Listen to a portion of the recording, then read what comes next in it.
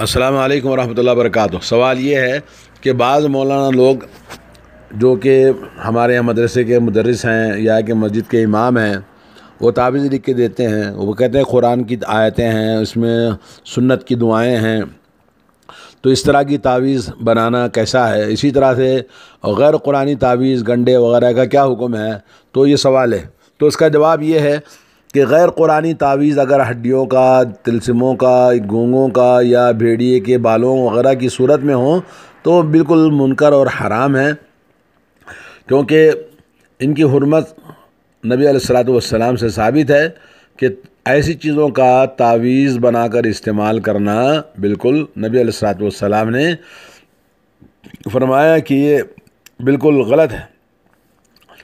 میں خود ایک مرتبہ مسجد حرام میں سعی کے دوران ایک عورت کو دیکھا میرے سامنے، تو وہ پیر میں کچھ کڑا پہنی ہوئی ہے دھاگے کا۔ میں نے کہا بہن صاحبہ، یہ آپ عمرے پر آئی ہیں، اللہ کی عبادت کر رہی ہیں، اللہ کے گھر میں، اس کو نکال دیں تو آپ کی پریشانی دور ہو جائے گی۔ وہ خاتون تیار ہو گئی۔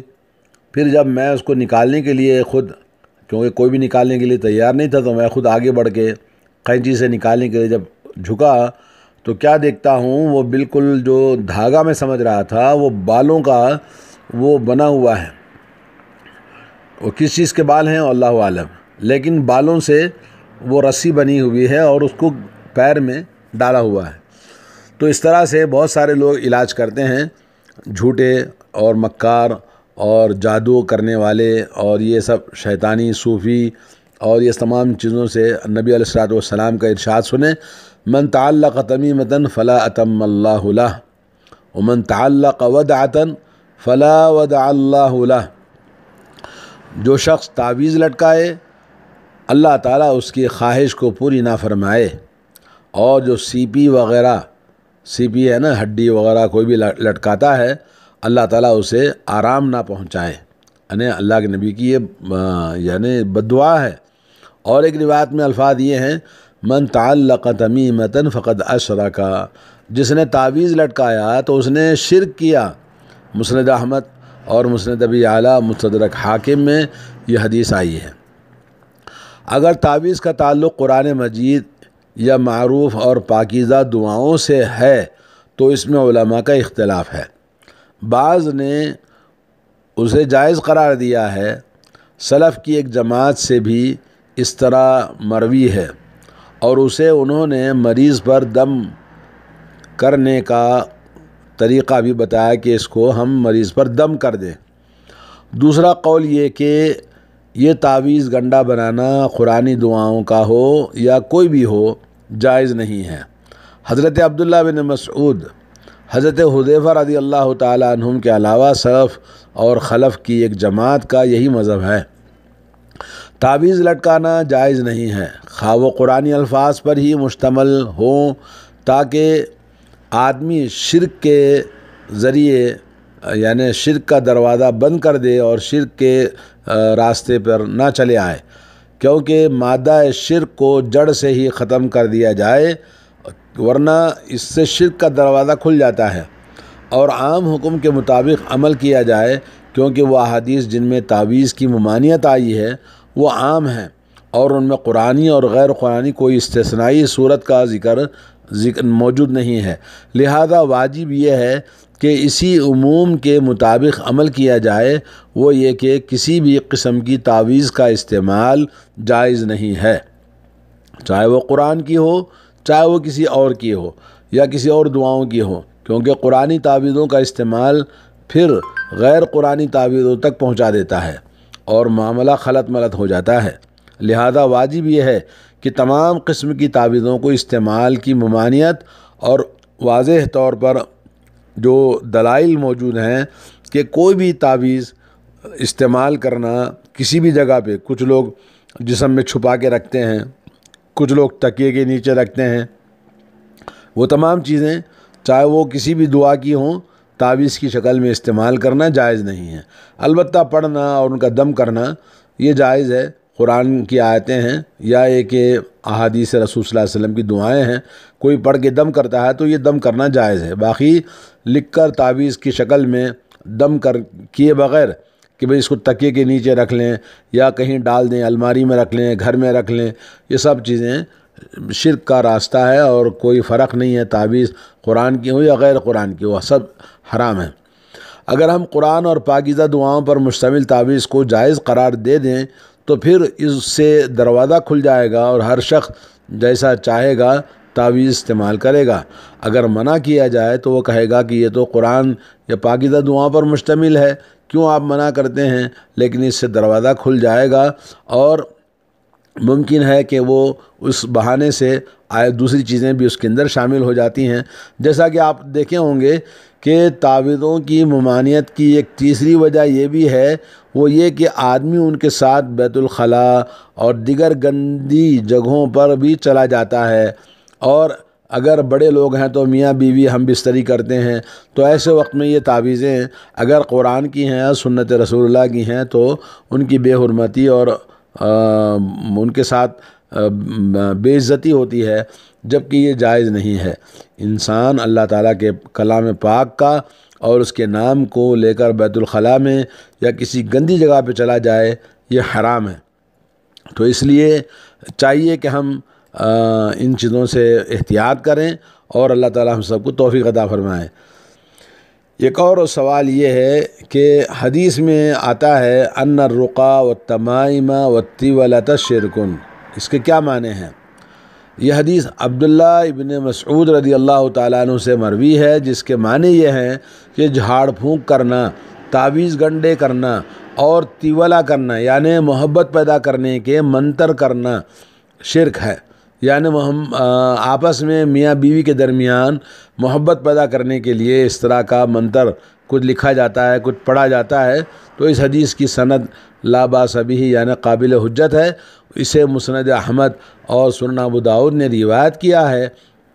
اہل علم کے نزدیک اس کے معنی یہ ہیں کہ وہ دم جو ایسے الفاظ کے ساتھ ہوں جن کے معنی معلوم نہ ہوں، یا وہ شیطانی یا جنات کے نام ہوں یا اس طرح کے دیگر نہ سمجھ میں آنے والی چیزوں پر مشتمل ہوں، تو وہ سب کے سب ممنوع اور حرام ہیں۔ تیولہ جادو کی قسم ہے جس کا نام صرف اور عطف بھی کہا جاتا ہے۔ تمام سے ہمیں تمام باتوں سے اس بات کا اندازہ ہونا چاہیے کہ نبی علیہ الصلوۃ والسلام نے رقیٰ جھاڑ پھونک، یہ جھاڑ پھونک ایسے الفاظ سے کرنا جس میں معنی کوئی مطلب نہیں ہے، قرآن سے سنت سے ثابت نہ ہو۔ اسی طرح سے تمائم سے مراد وہ تعویذ گنڈے جو نظر یا جن وغیرہ کا اثر ختم کرنے کے لیے بچوں یا عورتوں پر لٹکائے جاتے ہیں۔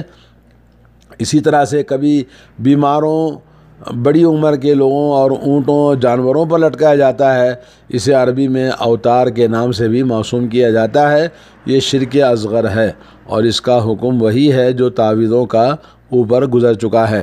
صحیح حدیث سے ثابت ہے کہ رسول اللہ صلی اللہ علیہ وسلم نے بعض جنگوں کے موقع پر یہ پیغام دے کر ایک قاصد کو بھیجا کہ لشکر میں جانوروں کے گلوں میں تانت یا کوئی بھی چیز پڑی ہوئی ہے، گلے میں پٹا پڑا ہوا ہے تانت کا یا کوئی بھی لوگ ڈالتے تھے جیسے نظر نہ لگنے کے لیے آج بھی ہمارے ہاں لوگ اس طرح سے کرتے ہیں، تو اس کو کاٹنے کا حکم دیا۔ یہ حدیث اس بات کی دلیل ہے کہ تمام قسموں کے تعویذ گنڈے حرام ہیں، چاہے انسانوں کے گلے میں ہو یا جانوروں کے گلوں میں، خواہ وہ قرآنی ہوں یا غیر قرآنی۔ اس طرح اگر دم کے الفاظ مجہول یعنی دم کرنے والے الفاظ جو ہے نامعلوم ہوں تو وہ بھی حرام ہے۔ اگر وہ الفاظ معروف ہوں، ان میں کوئی شرک نہ پایا جائے اور نہ کوئی ایسی بات ہو جو شریعت کے خلاف ہو، تو اس میں کوئی حرج نہیں ہے، کیونکہ رسول اللہ صلی اللہ علیہ وسلم نے خود بھی دم کیا اور کرایا بھی ہے، اور فرمایا کہ دم میں کوئی حرج نہیں ہے، دم کرانے میں کوئی حرج نہیں ہے بشرطے کہ وہ شرکیہ نہ ہو۔ صحیح مسلم کی حدیث ہے۔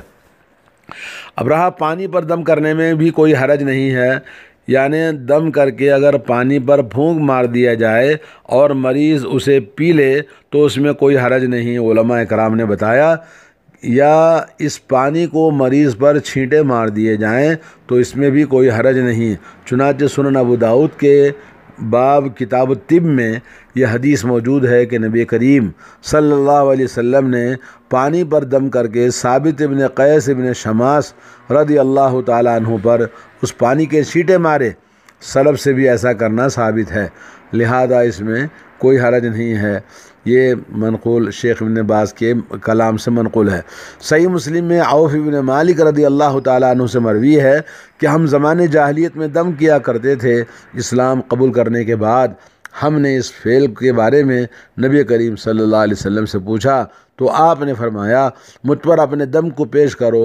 ایسے دموں کو یعنی جھاڑ پھونک تنتر منتر کرنے میں کوئی حرج نہیں ہے جو شرک سے پاک ہوں۔